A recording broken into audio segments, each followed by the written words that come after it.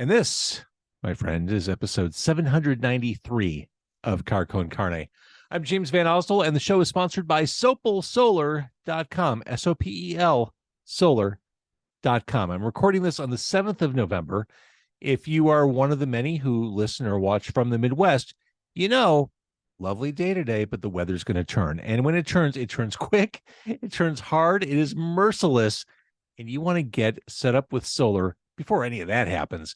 Take advantage now. There are tax credits in place through the end of the year, local, national, that can help you save up to like 48%, I think, off your total cost. That's amazing. And it costs nothing out of pocket. Nothing out of pocket.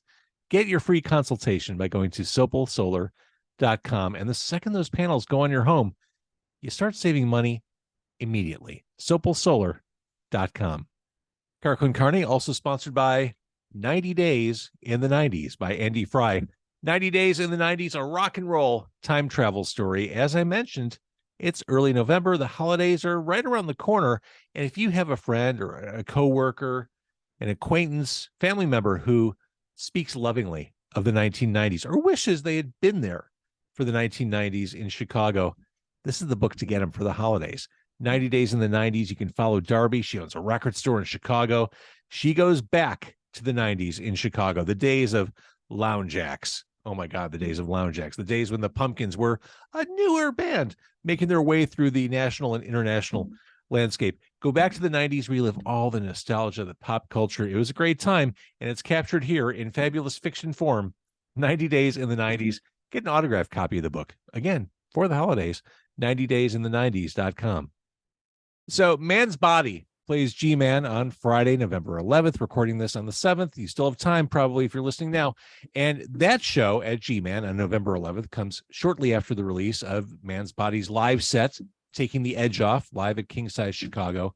The band's most recent studio release, if you're watching on YouTube or Facebook, it's right over my right shoulder. A Set of Steak Knives is their second, and it's also responsible for the unshakable earworm that is Hit the Bricks. I'm joined by Man's Body, specifically Niimi and Greg Franco. Gentlemen, nice to see you. Hello. Good to be Nice to hear you. All that. I want to start with a little history of Man's Body, because Jay, I've known you and your musical resume for, Jesus, decades at this point. Yeah. Stretching across Ashtray Boy and Aiden and John Huss Moderate Combo. Like, I'm well familiar. I'm well familiar with you. How did you guys get together? Where did Man's Body come from? Well, we met Greg and I met in 2014 when Ashtray Boy was playing out in the West Coast. Turns out we have a mutual friend, this guy Andy, who had played in Ashtray Boy and then moved to LA, was living in Chicago and then moved to LA and befriended Greg. So this guy Andy was playing bass with us, and he introduced me to Greg. And then Greg and I kind of became fast friends and started hanging out and recording and doing music and stuff. And then it's come full circle now because this guy, Andy Creighton, has joined us as our third member now. He's our other guitar player. But he is not, for those listening and who don't see the video, he is not in the room with you? No, he's not here. No. He comes into town tomorrow. Okay, well, I was going to ask about that because when I first became aware of Man's Body, I knew it as kind of a multiple city band, Right? With members scattered across major metropolises in America. But now you're all in the same city, almost. Two cities. This week. The neat thing is that I got interested in getting an apartment. So Jay and I decided with another roommate that we have an apartment in Chicago here too. And Jay lives here. And I come and go, and Andy comes and we have a room for him. And so we're living in Irving Park. Mm-hmm. Yeah. All right. So you're a part-time resident. I think the kids call it a stabbing cabin, Greg. Exactly. Yeah. That's right. That's right. That's exactly what it is. Yeah. All right. So 2014, you meet, you instantly connect. Was the connection, was the bond that Man's Body formed, was it kind of based on a shared love of bands? E.g., The Fall, who I see represented in a poster above Jay's head. That's right. Yeah. Shared love of bands, shared hatred of bands. Yeah. Yeah, we Greg was in another band called Rough Church, and he first asked me to play with Rough Church. So I played drums and we did some shows. That was in 2015. And then that went well. So 2016, the following year, he said, why don't we rent some time at Electrical Audio and do some recording? So we went into Electrical Audio. We got our previous guitar player, Marco, to come along, and he played bass. I was playing drums then. Greg was playing guitar. We totally switched since then, but we recorded an EP in one day. Yeah, we did a thing called Man's Body Found. It's our little EP. That's our little first salvo kind of record. And then it took off from there. We said make another record called Put Your Family in It. And we've been traveling doing that too. We went to East Coast and we did a bunch of stuff. And then fast forward, we finished a record right before the pandemic, and that's a set of Steak Knives. Which is lovely. Which is from Glengarry Glen Ross.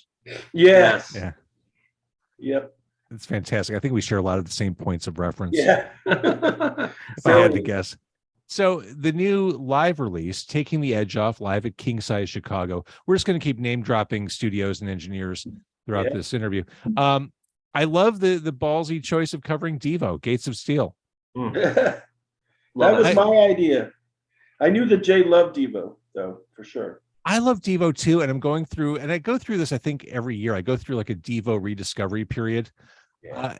That band is just so good. Those first few albums, especially. Oh man. Like Freedom of Choice, which has Gates of Steel, is, you know, undeniable, but certainly that first album is so good. And I love Oh No, It's Devo. Oh yeah. Yeah. I guess the question is why put out a live release as you're still kind of making your way with a set of Steak Knives? Just keep the audience on their toes, you know. I had the idea too that no one's doing live albums particularly anymore. And I guess that's true. That really is true, isn't it? Yeah. And then we were kind of built up to a certain place where we had toured this band enough, and we had this great drummer and guitar player, and we eventually, unfortunately, kind of switched again with players. But I wanted to keep a record of what that band was like, you know. That makes sense. Marco's no longer in the band, and so it was a way to kind of just mark the moment.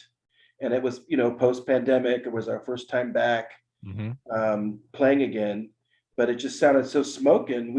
I had the idea that we could just invite some friends, and Mike was really good about letting us do that. And so they set up a whole recording thing, and we had friends over, and we were like, filmed it, and then we were like, okay, what do we do with this? It's like, well, let's just put it out. It makes sense to me. I want to talk a little bit about some of the music. Again, you're playing GMan on the 11th. It's a Friday night. GMan, November 11th. Some of the songs on a set of Steak Knives. I mentioned The Fall. I mentioned Hit the Bricks. That's the song that stuck in my head most immediately when I first listened through the album. I mean, it's kind of hard to not have that just sit and take up residency in your brain. But that was meant to be kind of a Marquis Smith of The Fall tribute, right? Yeah. Yeah, it's supposed to be like a soccer anthem or something, you know, like something you can chant along with, and hold your beer up and chant along with it. Another song I absolutely love on the album, and it probably connected with me last out of everyone, and I think it's become my favorite song. It's a sleeper, I think, on the album. That's Classically Mine.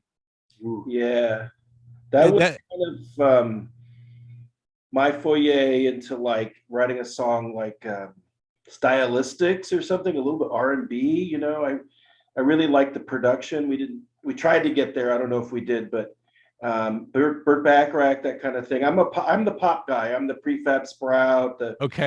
Jay's The Fall. I'm The Fall too, but like the side of like that is me. You know, that kind of thing. So I wrote that for my wife. So. Well, it's beautiful, and like I said, this one really came back around, and just it's pretty undeniable. Who is the female vocalist on that? That's Kaylin Wolfberg, and she sings on a lot of our music.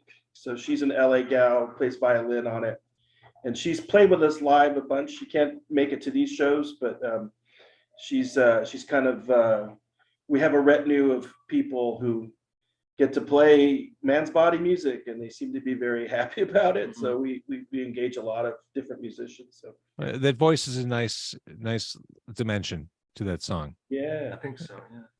Yeah. And congratulations. This is the first time retinue was used on this podcast. I'm almost 800 episodes in. So How about Cocksucker? Has that been used? oh, shit. yes.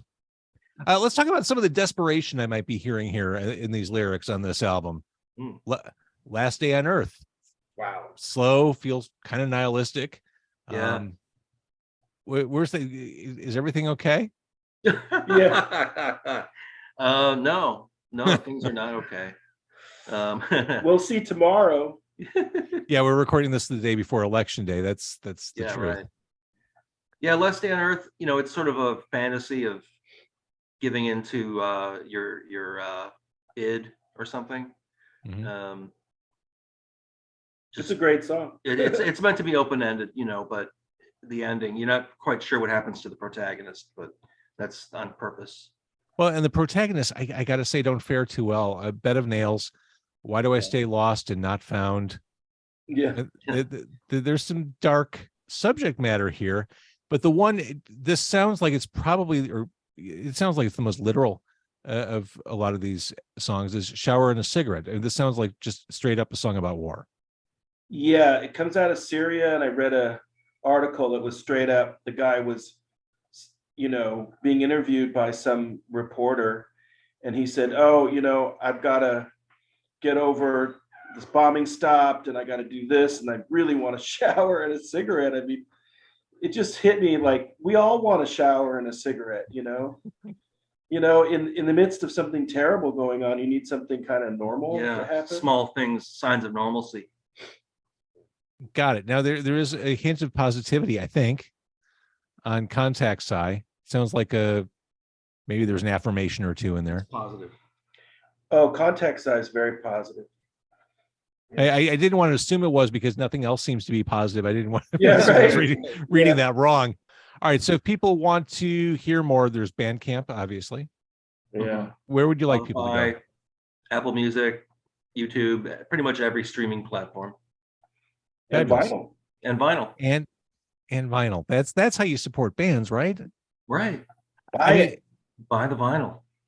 I don't understand why more people don't do it. It puts more money in the band's pockets, and it gives you a cool thing to have and hold and touch, treasure. Totally. Covet. And it helps support Greg's addiction. Which is my addiction? I don't know. Oh, I'm just making things up. I have an addiction. Cigarettes? I just found out. Cigarettes? His habit. My habit. Wait, habits. You wrote "Do It Slow." His dirty habits. Amazing. All right.